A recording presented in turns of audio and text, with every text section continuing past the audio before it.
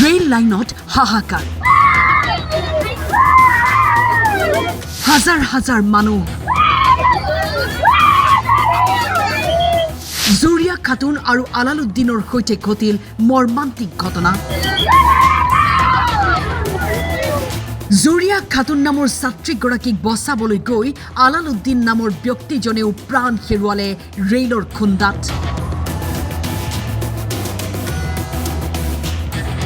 বজালী জিলাৰ বাটুৱাত সংঘটিত হৈছে এই ভয়ংকৰ দুৰ্ঘটনা। ছাত্ৰীগৰাকীৰ ঘৰ বাটুৱাত, নিহত আলালুদ্দিনৰ ঘৰ সৰবৰী গাঁৱত। স্থানীয়ৰ দাবী, এখন ফুটব্ৰিজ নথকাৰ বাবেই এই ঘটনা সংঘটিত হয়। ৰেলীয় কৰ্তৃপক্ষক আমি জনাই আছোঁ যে আমাৰ এই বাটুৱা অঞ্চলত ফুল দুটা ৰেল লাইন আছে। দুটা ৰেল লাইনেদি আমাৰ মানুহ অহা যোৱাৰ কাৰণে বহুত কষ্ট হয়, কাৰণ আমাৰ এই ৰেল লাইনৰ উত্তৰ পাৰৰ ল'ৰা ছোৱালী দক্ষিণ পাৰৰ স্কুললৈ যায়, দক্ষিণ পাৰৰ ল'ৰা ছোৱালী আমাৰ উত্তৰৰ স্কুলত অহা যোৱা কৰিবলগীয়া হয়। কিন্তু দুটা ৰেল লাইনৰ কাৰণে আমাৰ ইয়াত বহুত অসুবিধা হৈছে, আৰু সেই অসুবিধাৰ কাৰণে আজি আমাৰ ইয়াত দুজন মানুহ মৃত্যুবৰণ কৰিছে। সেই দুজন মানুহ, এজন হ'ল স্কুলীয়া ছাত্ৰী, আনজন হ'ল এজন গাঁৱলীয়া মানুহ। সেই স্কুলীয়া ছাত্ৰজনক এই নিবনুৱা যুৱকজনে বচাবলৈ গৈ আজি সেই যুৱকজনে ইয়াত মৃত্যুবৰণ কৰিছে। একমাত্ৰ কিহৰ কাৰণে? আমাৰ এই দুখন ৰেল লাইনত ৰাস্তা দলং নেথাকাৰ কাৰণে আজি এই দুজন মানুহ একেলগত মৃত্যুবৰণ কৰিবলগীয়া হৈছে।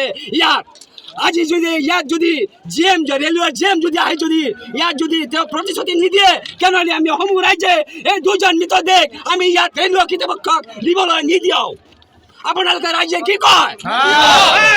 আচ্ছা, তাৰ লগত আমাৰ ইয়াত উত্তৰ অঞ্চলৰ পাহাৰৰ পৰা আৰম্ভ কৰি আমাৰ দক্ষিণ অঞ্চলৰ ব্ৰহ্মপুত্ৰলৈকে এই ইফালে মথাৰি দি অহা যোৱা এটা ৰাস্তা আছিল। সেই ৰাস্তাটো ৰেলৱে কৰ্তৃপক্ষই ৰেলৱেৰ খুটা গাড়ী কিনে ৰাস্তাটো বন্ধ কৰিছে। তাৰ কাৰণে বিহিত ব্যৱস্থা ল'ব লাগে আমাৰ সমূহ ৰাইজে। আৰু আমাৰ ইয়াত হাজাৰ হাজাৰ মানুহ গোট খাই গৈছে। একমাত্ৰ আজি ৰেলৱেৰ যিজন জি এম আছে, তেওঁ ইয়াত আহি কিনে আজি প্ৰতিশ্ৰুতি দিব লাগিব। যদি প্ৰতিশ্ৰুতি নিদিয়ে, আমাৰ সমূহ ৰাইজে উত্তৰ অঞ্চলৰ পাহাৰৰ পৰা আৰম্ভ কৰি ৰেলৱে দক্ষিণ অঞ্চলৰ ৰাইজে ইয়াত আমাৰ দুখন ৰেল লাইনত ধৰ্মঘট কৰিব, ৰেল অৱৰোধ কৰিব। তাৰ কাৰণে ৰাইজ আপোনালোকে কি কয়? এই দুৰ্ঘটনাই এতিয়া সমগ্ৰ অঞ্চলটোত শোকৰ ছাঁ পেলাইছে। বজালীৰ বাটত সংঘটিত হৈছে এক চাঞ্চল্যকৰ ঘটনা, কিয়নো স্কুলত যাই থকা অৱস্থাতে যি বজালীৰ বাটুৱাত আছে যে জুৰিয়া খাতুন নামৰ এজনী ছোৱালী আচলতে ইয়াত প্ৰাণ আহুতি দিব লগা হৈছে। স্থানীয় ৰাইজৰ আচলতে এটাই দাবী, বজালীৰ যি বাটুৱাত আছে, সেই বাটুৱাত আচলতে এখন দীৰ্ঘদিনীয়া আচলতে সমস্যা আছিল যে ৰেলৱে ক্ৰছিং অভাৰ ব্ৰিজ লাগে, যাৰ কাৰণে কিন্তু বিভিন্ন আচলতে নিবেদন কৰিছিল। কিন্তু আজি প্ৰায় 8:45 বজাত কিন্তু আজি কিন্তু এনেদৰে কিন্তু অৱৰোধ কৰা পৰিলক্ষিত হৈছে।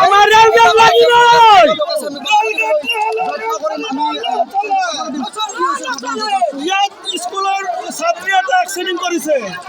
ইয়াত আমাৰ বহু বছৰ ধৰি আমাৰ ৰেলগেট দিয়াৰ কাৰণে আমি বহুতবাৰ কেন্দ্ৰীয় চৰকাৰৰ লগত, ৰাজ্য চৰকাৰৰ লগত হেৰি কৰিছিলোঁ, আমাক ইয়াত ৰেলগেট নিদিয়ে। আজি মোটামুটি 8:30মান বজাত স্কুলৰ ছোৱালী এটা বচাবলৈ আমাৰ গাঁৱলীয়া মানুহ ইয়াত কিন্তু মৃত্যুমুখত পৰিব লগা হৈছে। মই আচলতে সামগ্ৰিক দৃশ্য দেখুৱাবলৈ মই অনুৰোধ জনাইছোঁ। এয়া হৈছে জুৰিয়া গাঁৱত যি ট্ৰেইনসমূহ আহিছে, সেই ট্ৰেইন কিন্তু ৰখাই কিন্তু এক ধৰণৰ কিন্তু প্ৰতিবাদ কৰা কিন্তু পৰিলক্ষিত হৈছে। মই সামগ্ৰিক দৃশ্যসমূহ মই দেখুৱাবলৈ অনুৰোধ জনাইছোঁ। এয়া মই সামগ্ৰিক দৃশ্য দেখুৱাইছোঁ, যিহেতু প্ৰায় 8:45 বজাত কিন্তু সপ্তম শ্ৰেণীৰ যি ছাত্ৰী জুৰিয়া খাতুন কিন্তু প্ৰাণ আহুতি দিব লগা হৈছে। আৰু তাক বচাবলৈ যায় কিন্তু আলালুদ্দিন নামৰ এজন লোকে কিন্তু ইয়াক প্ৰাণ আহুতি দিব লগা কিন্তু বাধ্য হোৱা পৰিলক্ষিত হৈছে। এয়া আমি সামগ্ৰিক দৃশ্য মই দেখুৱাবলৈ মই অনুৰোধ জনাইছোঁ, যিহেতু বাৰম্বাৰ কেন্দ্ৰীয় চৰকাৰলৈ নিবেদন কৰিছিল ইয়াত এখন ৰেলৱে ক্ৰছিং অভাৰ ব্ৰিজ লাগে, কিন্তু কোনো ধৰণৰ গুৰুত্ব আৰোপ কৰা নাই। যাৰ কাৰণে কিন্তু আজি এনেকুৱা এক নিৰ্মম আচলতে মৰ্মান্তিক ঘটনা সংঘটিত হোৱা পৰিলক্ষিত হৈছে। চাওক, আজি প্ৰায় 8:30মান বজাত আমাৰ বাটুৱা গাঁৱৰ এজনী ছোৱালী স্কুলত যাবলৈ অৱস্থাত, কি নাম? জুৰিয়া খাতুন স্কুলত যোৱা অৱস্থাত হঠাৎ ৰেলে খুন্দিয়াই মৃত্যুবৰণ হয়। তাইক বচাবলৈ যোৱাতে আৰু এজন নিবনুৱা মানুহ বাটুৱা গাঁৱৰে তেওঁ মৃত্যুবৰণ কৰিব লগা হয়। আলালুদ্দিন, মই সঠিক নামটো নাজানো। যিয়ে নহওক, এই ঘটনাটো হোৱাৰ কাৰণ এটাই, আমাৰ ইয়াতে ৰাস্তাৰ অভাৱ। ইয়াত মাজে সময়ে এনেকুৱা ঘটনা হৈয়ে থাকে। আমাৰ উত্তৰৰ পাহাৰৰ পৰা শালবাৰীৰ পৰা আৰম্ভ কৰি এই ND মথাউৰিদি আমাৰ যাতায়াতৰ এটা ৰাস্তা, মূল ৰাস্তা, একদম দক্ষিণ পাৰলৈকে নেশ্যনেল হাইৱেলৈকে যোৱাৰ এটা ৰাস্তা। এইটো একমাত্ৰ ৰাস্তাই এইটোৱে। এই ৰাস্তাটো ৰেলৱে বিভাগীয় কৰ্তৃপক্ষই খুঁটা মাৰি বন্ধ কৰি থৈছে। বন্ধ কৰি থোৱাত এই মানুহখিনি আমি ইফালে সিফালেদি যাতায়াত কৰিব লগা হয়। আমাৰ দাবী, এনেকুৱা ঘটনা হৈ আছে, হৈ থাকিব, আমাৰ স্থায়ী সমাধান লাগে।